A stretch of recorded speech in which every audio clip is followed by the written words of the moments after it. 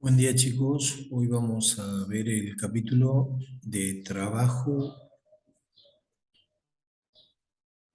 y energía.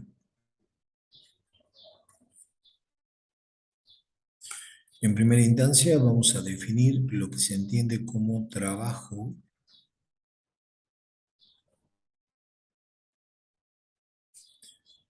de una fuerza.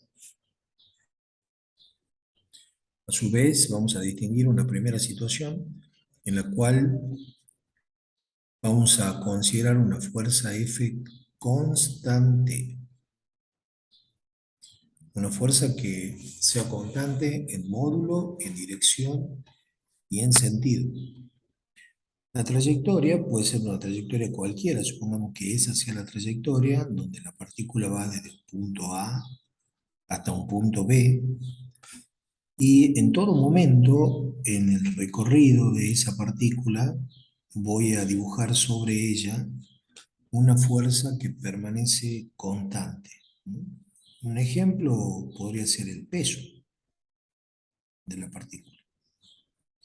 Esa fuerza, observa que en todo punto, mantiene su módulo, su dirección y su sentido. Le llamamos así en general fuerza F.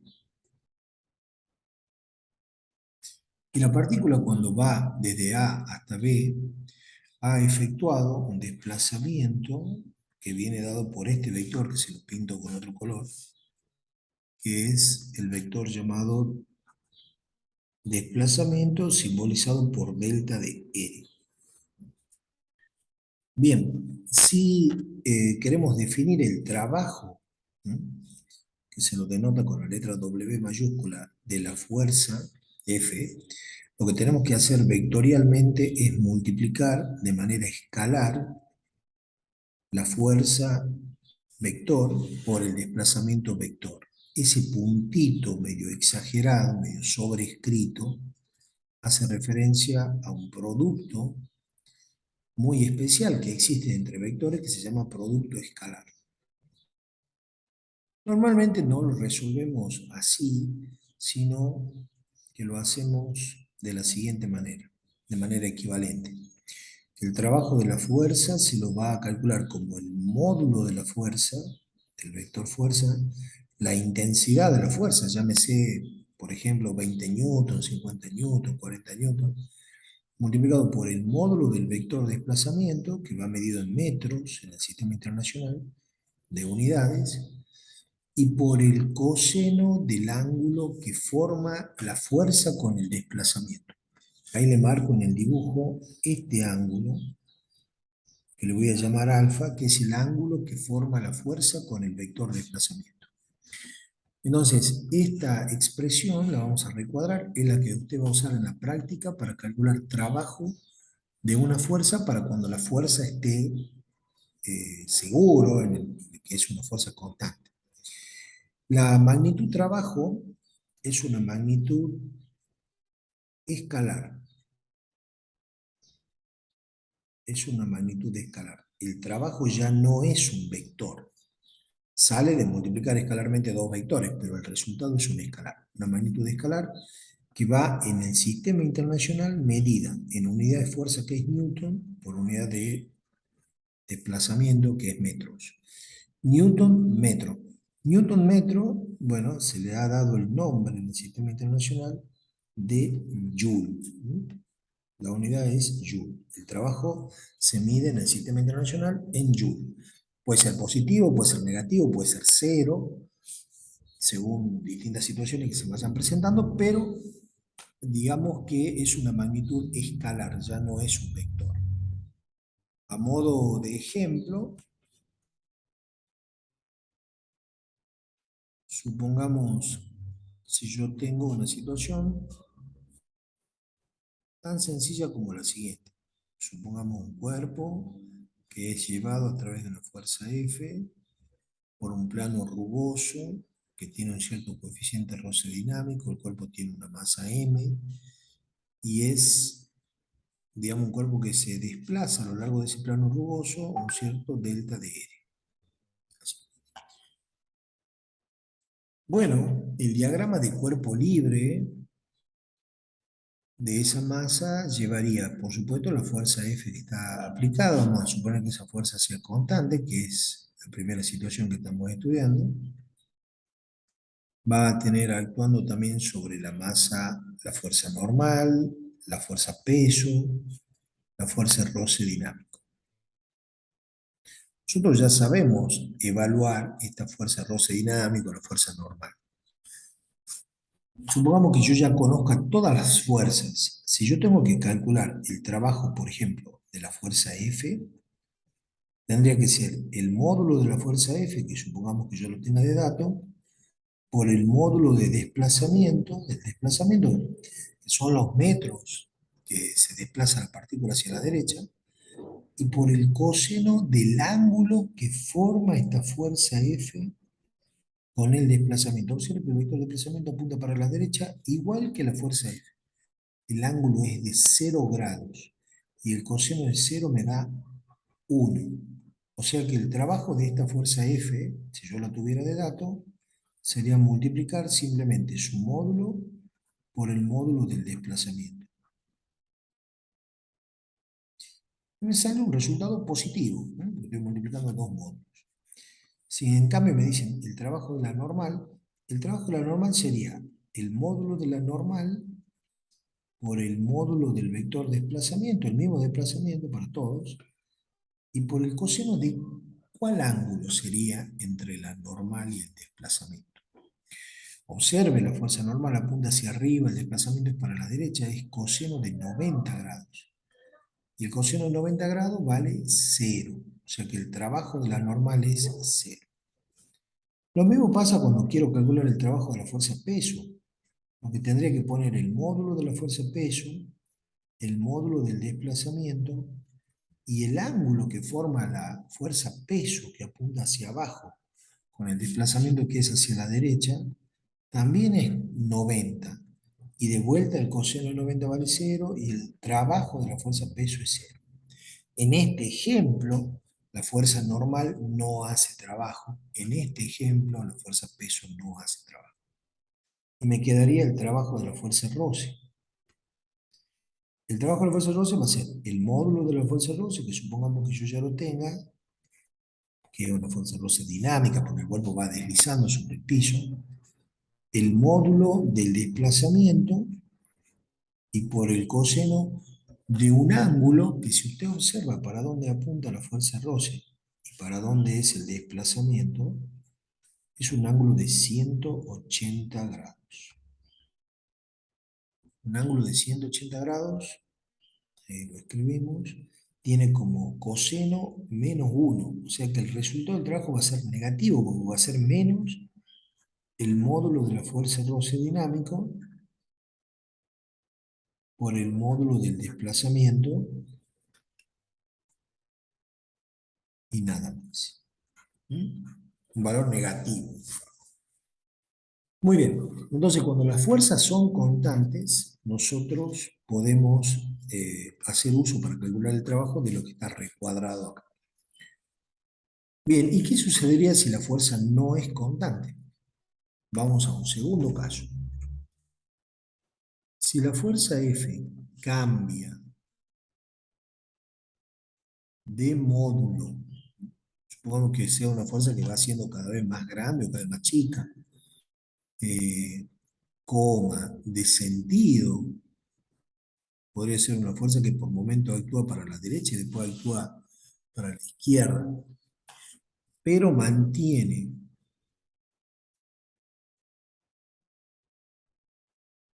su dirección y la trayectoria del cuerpo es una recta, entonces el cálculo se hace de la siguiente manera, el cálculo del trabajo. La trayectoria por donde se va a mover la partícula va a ser una recta a la cual yo le voy a hacer coincidir con un eje X, ahí lo voy a pintar con otro color. La partícula se va a mover sobre ese eje X con una fuerza que en todo momento va a ser paralela al eje X, pero es una fuerza variable, una fuerza que va a ir cambiando con X. Entonces le pongo como que es un vector que tiene una componente variable con X, versor Y. Bueno, la forma en la que varía esta fuerza, yo la tengo que tener como información. Estos ejercicios suelen venir acompañados por gráficos, donde en el gráfico se ve la forma en la que varía F con X. Bien, y en esa gráfica voy a marcar dos posiciones en particular, una posición X1, una posición X2. Y si yo quiero calcular el trabajo de la fuerza entre la posición X1 y la posición 2, se calcula como el área, que voy a remarcar en la gráfica, encerrada por la curva y el eje de las abscisas. El área que es sombreado, esa área, va a dar como un resultado el trabajo que realiza la fuerza variable. Cuando estamos calculando área, me anticipo un poquito a lo que van a ver en análisis matemático, calcular el área debajo de la curva no es ni más ni menos que calcular la integral que va de x1 a x2 de una función f de x. Por supuesto, soy consciente que a esta altura del partido, digamos, todavía en análisis 1 no vio integrales. Dentro de no mucho tiempo ya va a haber integrales y va a saber plenamente cómo se resuelven esas integrales. Ahora, digamos, a los fines de poder calcular trabajo en fuerzas variables, lo hagamos así. Dibujemos la función que tengo que tener de dato y calculemos el área encerrada debajo de la curva. Y eso me va a dar el trabajo de la fuerza variable. Acá a este eje X le agreguemos un origen de coordenadas. La partícula se ha de mover entre un cierto valor x1. Les muestro un ejemplo para que vean una situación sencilla, cómo se resuelve esto.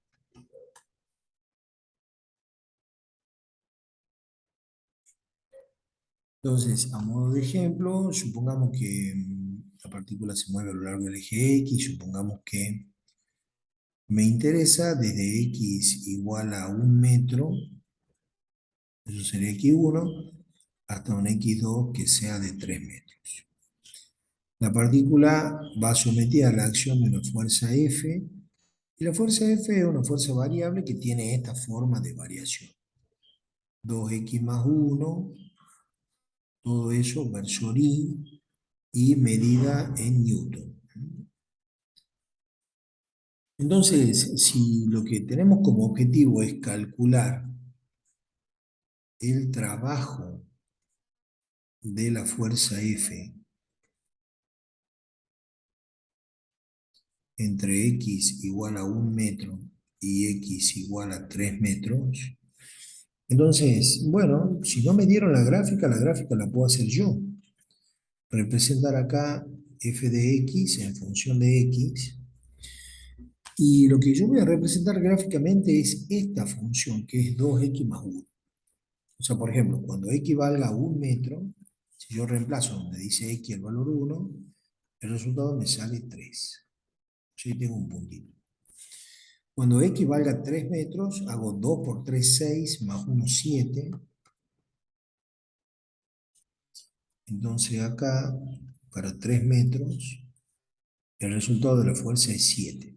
La gráfica es una recta, es una función lineal, y el trabajo es el área de este trapecio. Entonces el trabajo que hace la fuerza es igual al área del trapecio. Bueno, si no se acuerda la fórmula del área de trapecio, lo puede descomponer en un triángulo más un rectángulo. Si se acuerda la fórmula del área de trapecio es así. Base menor, que tiene un valor de 3, más base mayor de este trapecio, que sería 7, con la altura del trapecio, que es la longitud que tengo entre 1 y 3, que es 2, todo dividido en 2, y la unidad es Joule. Entonces el resultado de esto es 10 Joule. Ese es el trabajo de la fuerza F, de esta fuerza variable entre x igual a 1 y x igual a 3 metros. Todo tiene que estar en el sistema internacional, x en metros, la fuerza en newton. Entonces el resultado, yo me quedo tranquilo, en el sistema internacional el trabajo se mide en joule. Bien, entonces ya sabe calcular trabajo para una fuerza constante y sabe calcular trabajo para una fuerza variable. Ahora bien, vamos a definir trabajo neto, que es lo que se entiende como trabajo neto. Definimos como la suma algebraica de todos los trabajos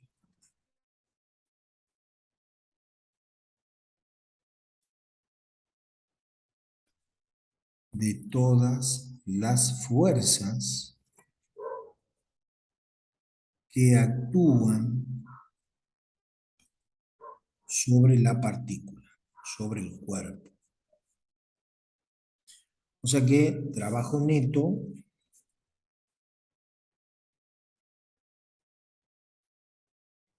no es más que sumar, símbolo suma, desde i igual a 1 hasta n, o sea, eso representa desde la primera hasta la última fuerza a la cual yo le voy a calcular trabajo y voy a sumar todos sus trabajos. O sea, es la suma de todos los trabajos de todas las fuerzas que actúan sobre la partícula.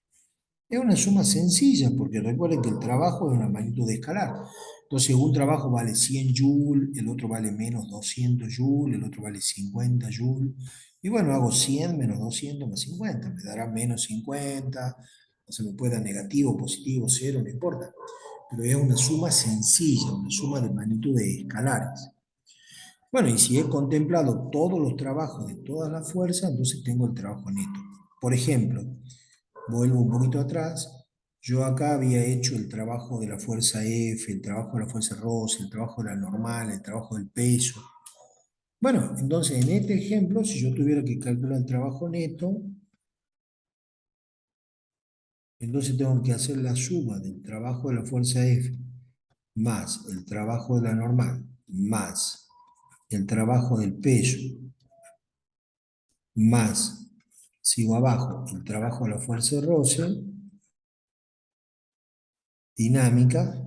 Bueno, y ahí tengo el trabajo neto. El trabajo de la fuerza F me dio el módulo de la fuerza F por el módulo del desplazamiento, en este caso, porque justo era una fuerza constante, entonces era sencillo calcular el trabajo. Más el trabajo de la normal, que vale 0, más el trabajo del peso, que vale 0, más el trabajo de la fuerza roce. El trabajo de la fuerza roce me salió negativo, o sea, me sale, bueno, voy a poner ahí, menos 1, módulo de la fuerza roce, que es una fuerza roce dinámica, y por el módulo del desplazamiento.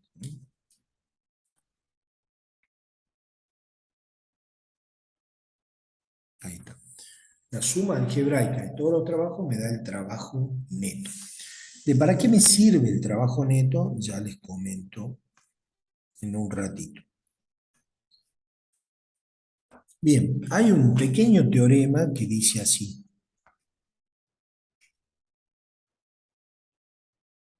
Que el trabajo neto, aparte de ser la suma de todos los trabajos, de todas las fuerzas, es igual al trabajo de la fuerza neta. O sea, por ejemplo, si yo ya tengo de datos la fuerza neta, calculo el trabajo de la fuerza neta y ese va a ser el trabajo neto. No va a hacer falta que me ponga a hacer la suma de todos los trabajos. Pero eso es, por supuesto, si tengo de datos la fuerza neta. Saco el trabajo neto calculando solamente el trabajo de la fuerza. Bien. Ahora, hasta ahí el cálculo del trabajo. Hay una cuestión muy particular con respecto al trabajo que les quiero comentar. Esto les quiero hacer una observación acá. Es una situación muy particular. El trabajo, en general,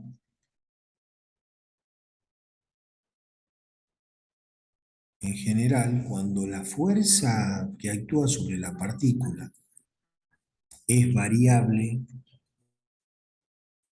pero variable en todo aspecto, o sea, variable, como veíamos recién, en módulo, variable en sentido,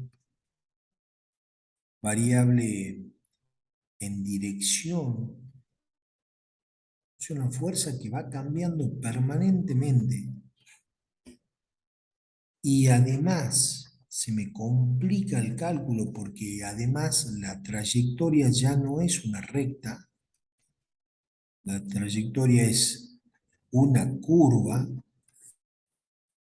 Bueno, una situación de ese estilo, supongamos la partícula va desde el punto A hasta el punto B, y a medida que va viajando desde A hasta B, va sometida a la acción de una fuerza que va cambiando permanentemente. Calcular el trabajo en una situación tan general, con una trayectoria curva y una fuerza extremadamente variable, se tiene que hacer a través de una integral que tampoco es una integral tan simple como las que se ven en análisis matemático 1. Estas integrales para calcular trabajo en casos más generales se las estudia casi al final de análisis matemático 2. Es una integral que se dice que va de A a B del producto escalar de la fuerza por desplazamientos infinitesimales, diferenciales de desplazamiento.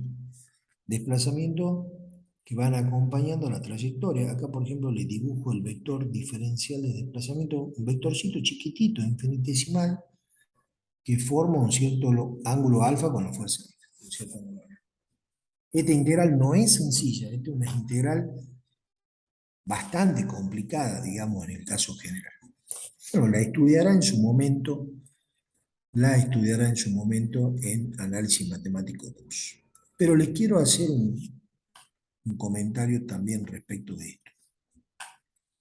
Si tenemos la suerte que el vector fuerza es perpendicular al vector diferencial de desplazamiento en todo punto de la trayectoria,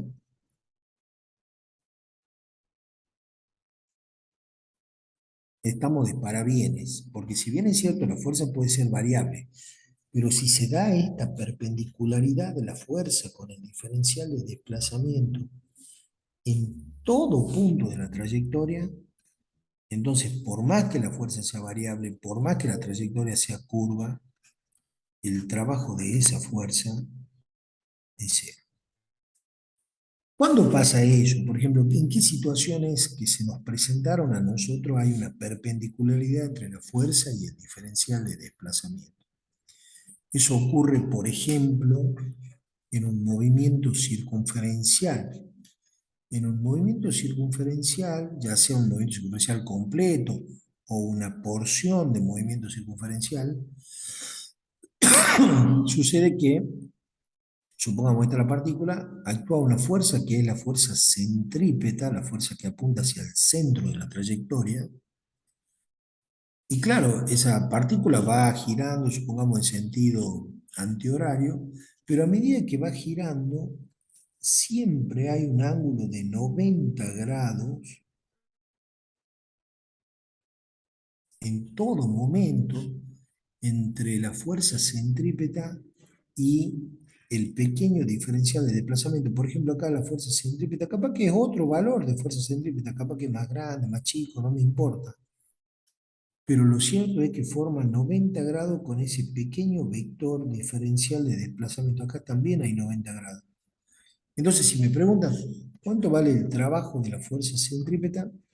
Vale cero. Un ejemplo donde el movimiento no es un movimiento circunferencial completo, sino que una porción de circunferencia se da, supongamos, en el famoso péndulo. En el péndulo, la partícula va y viene, es una partícula que está colgada, suspendida de un hilo que tiene una cierta longitud, la partícula tiene una cierta masa, y en todo momento la fuerza llamada tensión del cable es perpendicular al pequeño e infinitesimal desplazamiento. La puede dibujar donde usted quiera, por ejemplo, yo la podría dibujar acá, la tensión ahí apuntaría verticalmente hacia arriba, pero el diferencial de desplazamiento es horizontal. Entonces, el trabajo de esa fuerza llamada tensión es cero. Otra situación donde pasa esto mismo es, por ejemplo, cuando uno tiene una pista y la partícula va tomando diferentes posiciones a lo largo de esa pista curva, hagamos de cuenta que es como una montaña rusa, y la normal va cambiando permanentemente porque en todo momento es perpendicular a la superficie en el punto donde hace contacto. O sea, todo esto hagamos de cuenta que es como una pista de skate, una partícula que va moviéndose por esa pista. Entonces, esa fuerza normal es en todo momento perpendicular al vector diferencial de desplazamiento. Bueno, por más que mi dibujo no se vea perfectamente, pero la idea mía era que se forme 90 grados entre el diferencial de desplazamiento y la fuerza normal. El trabajo de la normal ahí es cero. Recuerde estos tres ejemplos que le van a aparecer en algunos ejercicios y el trabajo que hace esa fuerza centrípeta, la tensión en un péndulo, la normal en una pista curva, es cero. Bien, hasta ahí hemos hablado de trabajo. Ahora vamos a hablar de las energías asociadas al cuerpo. Entonces pongamos de título energía. Energía, digamos, un término como que está de moda ahora, porque todo el mundo habla de energía, que el ahorro de energía que se obtienen de una determinada fuente, de otra. Las energías se pueden obtener y están ya, digamos, en el conocimiento popular, digamos, del sol, de los combustibles, o sea, del petróleo, del gas, del viento, del movimiento de las mareas, energía hidráulica que se acumula, digamos, en las grandes represas. Bueno, hay distintas fuentes de energía que se almacena desde el punto de vista químico. Usted tiene una pila o la batería del celular, almacena energía desde el punto de vista químico. Bueno, de esa, digamos, de una lista enorme de posibilidades de obtener energía, vamos a estudiar humildemente, digamos así, solamente estas energías en física 1. Vamos a estudiar la llamada energía y vamos a definir la energía cinética de una partícula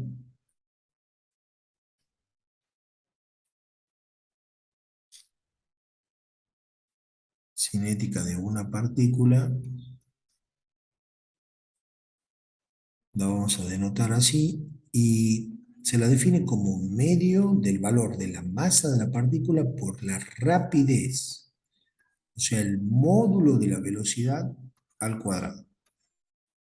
Eso es energía cinética. O sea, una partícula por el solo hecho de estar moviéndose, y no importa si se está moviendo para el norte, para el sur, para el oeste, para el este, no importa la dirección, el sentido, pero sí me importa el módulo de la velocidad. Cuanto más grande sea el módulo, mucho más grande será la energía cinética, se calcula de esa manera, un medio de la masa por esa rapidez al cuadrado. Y ese resultado me da en el sistema internacional en la misma unidad que tiene el trabajo, Joule. Para que una partícula tenga energía cinética es necesario que la partícula esté en movimiento. ¿Sí? Esa energía cinética, ese movimiento de la partícula se puede aprovechar. ¿No? De hecho, se aprovecha, por ejemplo, en el movimiento de las moléculas de agua que van viajando por una tubería y esas moléculas de agua que van viajando por la tubería se las hace pasar a través de generadores y las grandes centrales hidroeléctricas tienen generadores que por el movimiento del agua que es aprovechado, entonces se lo transforma en energía potencial eléctrica. El movimiento de las moléculas del aire a través de los grandes vientos que mueven las aspas de los generadores eólicos también es aprovechado. O sea, uno se aprovecha del movimiento de las moléculas para extraer de esa manera energía que la transformamos en otro tipo de energía. Así también en centrales nucleares, por ejemplo, se calienta agua, entonces el agua se calienta, se lleva a estado de vapor y el vapor de agua impulsado mueve los generadores en las centrales nucleares. En las centrales termoeléctricas el principio de funcionamiento también es el mismo. El movimiento de las partículas que es aprovechado como energía cinética para transformarlo en otro tipo de energía, especialmente en energía potencial eléctrica, que es la que después utilizamos. Bueno, eso es energía cinética. Después también tenemos energía potencial. La energía potencial, piense en la palabra potencial como una energía que se almacena. La energía potencial, y que vamos a ver dos tipos de energía potenciales. La energía potencial gravitatoria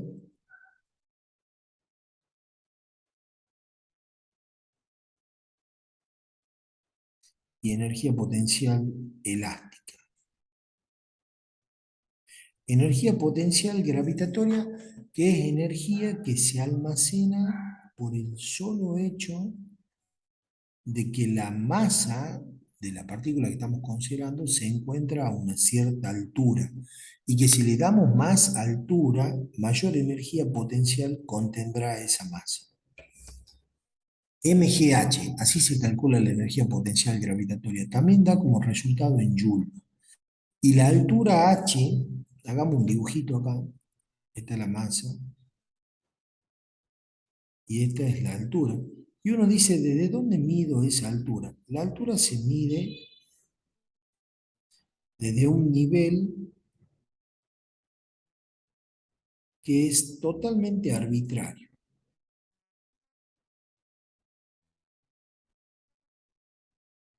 un nivel arbitrario. O sea, la persona que está resolviendo el ejercicio, la situación, establece una referencia. Él dice, bueno, la altura la vamos a medir desde el piso, también se puede medir la altura desde el nivel de una mesa. Por ejemplo, cuando usted hace ensayos en el laboratorio, trabaja sobre una mesa, y usted dice, bueno, la altura de la mesa la vamos a considerar como cero. O puede venir otra persona y puede decir, no, yo voy a tomar como altura cero desde el piso.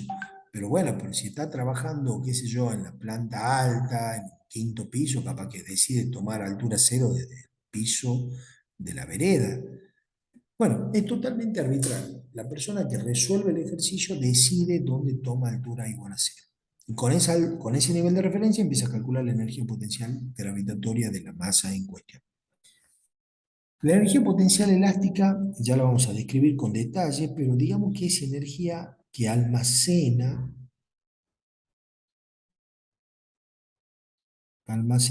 en resortes. En resortes.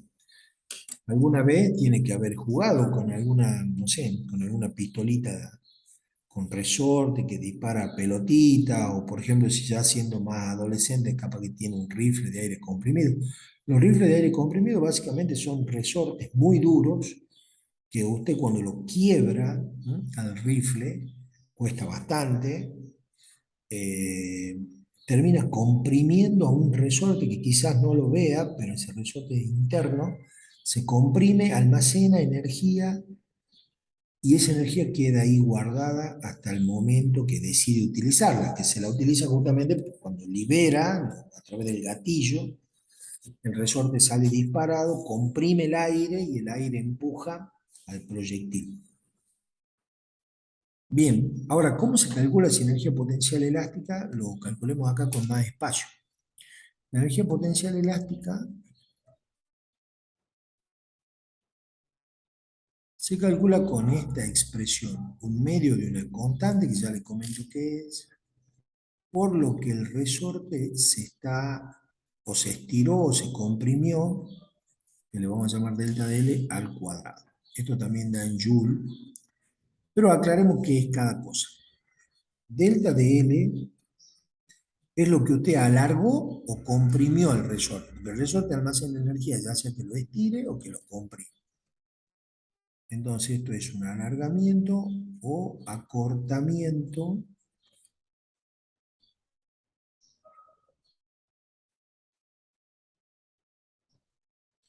del resorte. Lo habrá estirado o lo habrá acortado 10 centímetros, 5 centímetros, 1 centímetro, 2 metros, no sé. Pero eso es lo que representa delta D. K se la conoce con el nombre de constante elástica del resorte. Esa constante K depende del resorte. Cuando los resortes son duros, la constante suele ser un valor alto, un valor grande. Cuando los resortes son blanditos, la constante elástica es un valor pequeño. ¿Cómo se hace para conocer la constante elástica de un resorte? Supongamos que estamos en el laboratorio y queremos sacar la constante elástica de un resorte. Entonces lo que uno suele hacer normalmente es al resorte, uno lo cuelga, luego le ejerce una fuerza conocida, que normalmente se le cuelga un peso conocido, y se mide en el laboratorio el alargamiento del resorte. Entonces la constante K es igual a la fuerza que la conocemos, dividido en el alargamiento que lo medimos. Haciendo ese cociente, conoce la constante elástica del resorte, que les repito, es una característica propia del resorte. La unidad en la que se mide la constante elástica es newton sobre metro. Todo o cada resorte tiene su constante elástica. Tampoco puede abusar del alargamiento, porque si usted lo alarga en demasía al resorte, lo termina rompiendo o lo termina deformando de manera permanente. No, tienen que ser alargamientos o acortamientos dentro de un cierto rango de proporcionalidad, se dice. Usted lo estira más al resorte, tiene que hacer más fuerza, pero que no se le vaya la mano, o sea, que no lo termine destruyendo el resorte. Un resorte, mientras trabaja en un rango elástico, almacena energía. ¿Y cuánta energía almacena el resorte? Esta energía que se calcula así.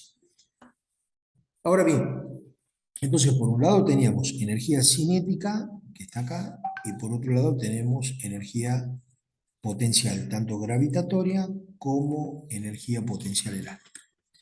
Si usted suma todas esas energías, a eso se le denomina energía mecánica. Entonces la energía mecánica, que uno la denota así, será la suma de todas las energías que estén en juego en el problema respectivo. Será la cinética, si hubiese, llevaría energía potencial gravitatoria, y si corresponde también, habría que sumar la energía potencial elástica. El resultado será lo que se denomina energía mecánica. La energía es una magnitud escalar. La energía, al igual que el trabajo, esto corresponde a una suma que es una suma algebraica. La suma es algebraica. La energía no es un vector, la energía es una magnitud escalar. En el sistema internacional, la energía se mide en Joule. Hay otros sistemas de unidades, obviamente, por ejemplo, el sistema CGS, donde la energía se mide en ergio. Pero bueno, nosotros vamos a trabajar con el sistema internacional siempre, en todo momento. Buenísimo. Ahora, hemos visto, cuando empezó la clase, el teorema, digamos, perdón, hemos visto los conceptos de trabajo y luego hemos visto el concepto de energía, de las energías que vamos a usar en esta materia. Pero justamente hay un teorema que vincula ambas magnitudes, un teorema que relaciona estas energías con los trabajos. Entonces pongamos de título ahora teorema de trabajo y energía.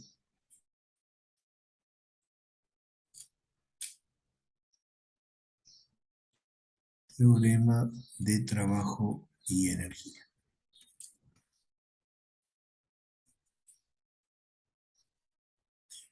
Bueno, este teorema de trabajo y energía no la vamos a hacer a la demostración, pero para demostrarlo hay que saber que es a partir de la segunda ley de Newton.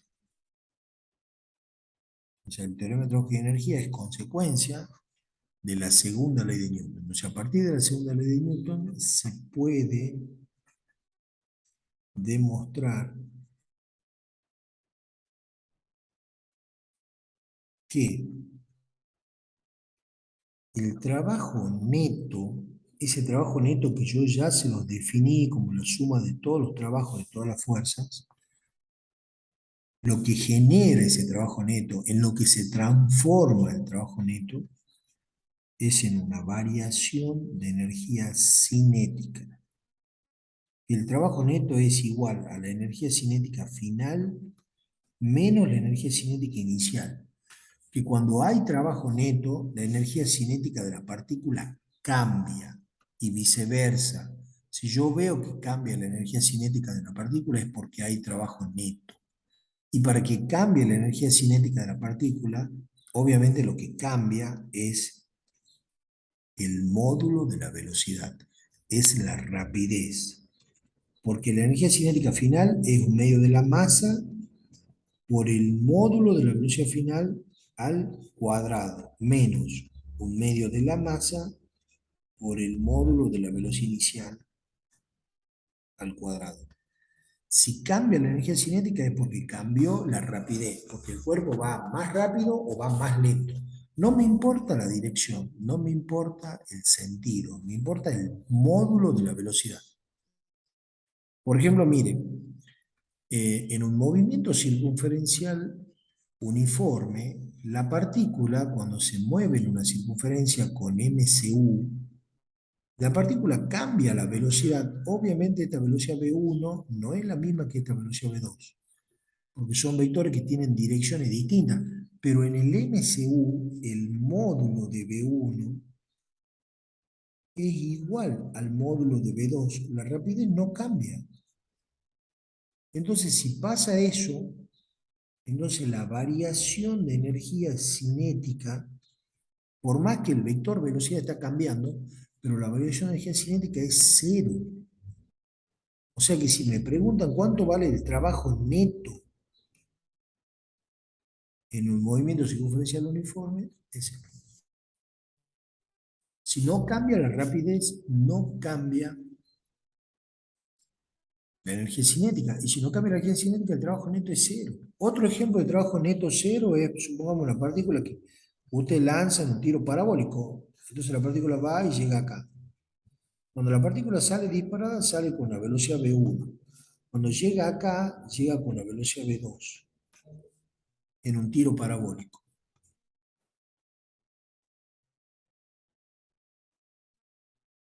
Bueno, y resulta que, y se puede demostrar fácilmente, que el módulo de v1 y el módulo de v2, de la rapidez con la que vuelve al piso, es el mismo. Entonces, este otro ejemplo donde el trabajo neto, como no cambia, digamos, la rapidez, es cero. No hay trabajo. Para que haya trabajo neto, tiene que cambiar la rapidez de la partícula. Eso es lo que dice el teorema de trabajo y energía. Este teorema de trabajo y energía también puede ser escrito de otra manera. O sea, pongamos así el título, otra forma del teorema de trabajo y energía.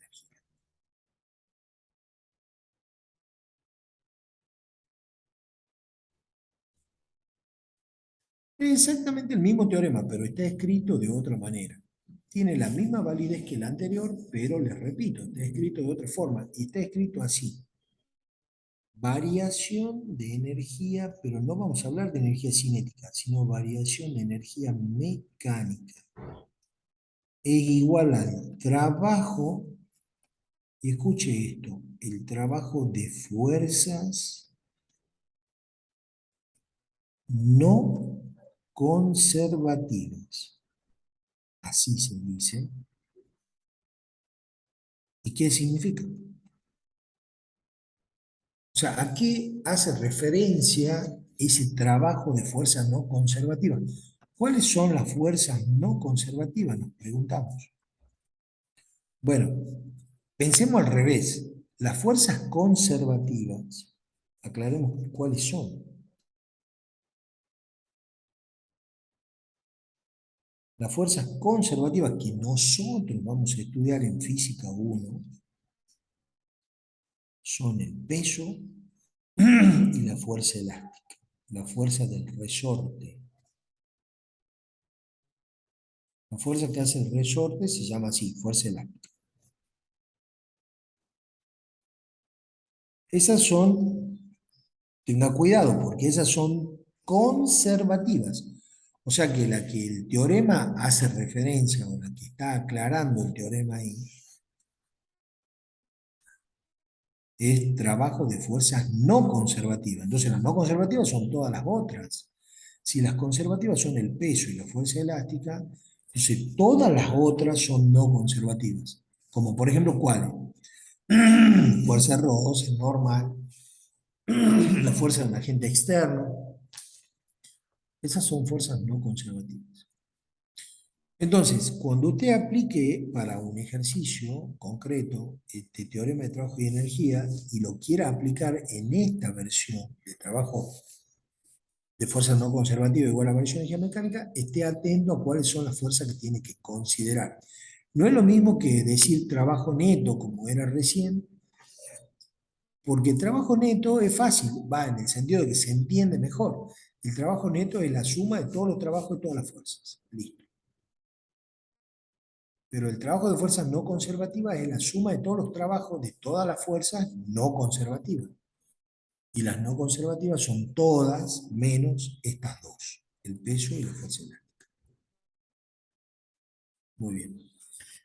Eso va a producir variación de energía mecánica. Las fuerzas conservativas son unas fuerzas muy particulares. Primero, porque la palabra conservativa uno queda como preguntándose por qué se llaman así. Las fuerzas conservativas se denominan así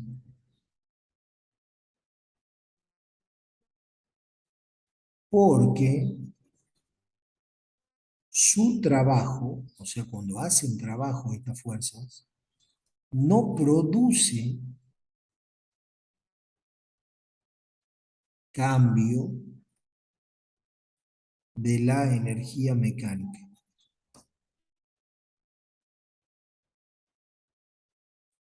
De la energía mecánica. O sea, justamente se llaman conservativas porque conservan la energía mecánica. Por más que haga trabajo una fuerza conservativa, como por ejemplo el peso, sí, sí puede hacer trabajo el peso, sí puede hacer trabajo un resorte, pero la energía mecánica no va a cambiar por culpa de ese trabajo. No cambia por culpa del trabajo del peso o el trabajo del resorte. También tiene otra particularidad. El trabajo de una fuerza conservativa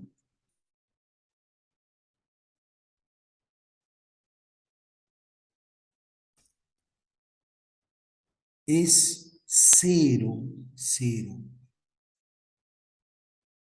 Si la trayectoria del cuerpo es una trayectoria cerrada, en el sentido de que el cuerpo sale de un punto y vuelve al mismo punto. Por ejemplo, si usted lanza una piedra hacia arriba y después la piedra vuelve a su mano, el trabajo de la fuerza peso, que es conservativa, es cero. Otra, el trabajo de una fuerza conservativa no, curiosamente, no depende del camino o trayectoria. O sea, usted puede ir de un punto a otro, puede ir por un camino, puede ir por otro camino, puede ir por otro. Imagínese usted caminando de un cierto lugar a otro lugar. Tiene varias alternativas para caminar por diferentes trayectorias. El trabajo de la fuerza peso, por ejemplo, le da exactamente lo mismo. Vaya por un lado, vaya por el otro o vaya por el otro. Por ejemplo, usted quiere subir desde la planta baja hasta el quinto piso, capaz que tiene la posibilidad de ir por escalera, otro alumno quizá vaya por un ascensor. Bueno, y supongamos un caso muy raro que uno vaya trepando por las paredes del edificio. Bueno, vaya por donde vaya, el trabajo de la fuerza peso le da exactamente lo mismo. Bien, último comentario de las fuerzas conservativas. El trabajo de la fuerza conservativa produce cambios, no en la energía mecánica, sino que produce cambios en la energía potencial. Que se dice así, energía potencial asociada. Nosotros conocemos dos energías potenciales nada más, la gravitatoria y la energía potencial elástica. O sea que para nosotros hay dos chances nada más. El trabajo de la fuerza peso produce cambios en la energía potencial gravitatoria. Y ese cambio lleva un signo opuesto. O sea, el trabajo de la fuerza peso, cuando es positivo, hace que la energía potencial gravitatoria disminuya. Y cuando el trabajo de la fuerza peso sea negativo, la energía potencial gravitatoria aumenta. La otra fuerza conservativa, que es la fuerza elástica, la fuerza del resorte, produce también cambios en la energía potencial elástica. Y que también lleva el signo contrario, o sea, cuando un resorte, por ejemplo, hace trabajo positivo, la energía potencial elástica disminuye, y cuando un resorte hace trabajo negativo, la energía potencial elástica aumenta. Ejemplos de aplicación de estos teoremas de trabajo y energía ya lo va a ver en la clase práctica. Yo también ya en la próxima clase de teoría les agregaré algunos ejemplos más. Bueno, chicos, les mando un saludo, ¿no? Abrazo.